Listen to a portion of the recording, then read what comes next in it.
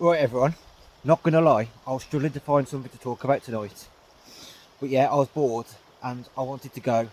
I wanted to get out the house, so I've gone for a cycle to the Anchor, which if you didn't know, it's a place that's known um, for its cobs and it does Thatcher's Blood Orange as well, which is my favourite alcoholic drink. So here's the river and the bridge that leads. So yeah, today I'm talking about my motivation for sharing a bit about my autism and my journey. So up until 3 years ago, I was in denial and I was very angry about my diagnosis and what I was. And if people ask me, which happens sometimes, I used to get very defensive about it.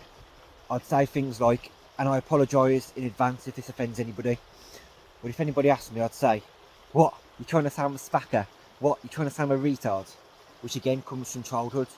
And when I got to secondary school, and you start to learn these words, that's what, to the kids, that's what people like that, that's what anybody who had anything like that was seen as, until people grow up.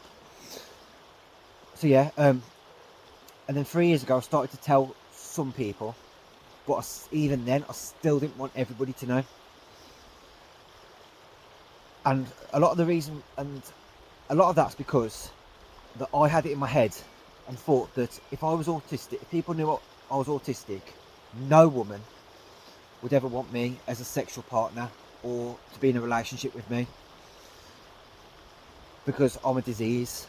Anybody with it's a disease. And I'm like, but now I'm just, eventually I got to a point where I wasn't getting any pussy anyway. So I thought I might as well try and at least get people to try and understand me, because I'm not getting any pussy if I tell people or not. And I've learned that just because I've got autism, well, mild autism, Asperger's, there's other people that I know with it that have had girlfriends, and there's a lad that I know who I was shocked when I first found out.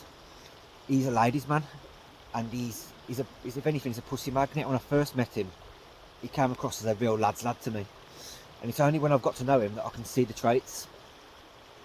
So I used to think that if people knew I was special, that the only girl that would ever want me is the kind of person that goes on the undateables, which sounds horrible, but that's the way I used to look at it, and people who know me well will know what I mean.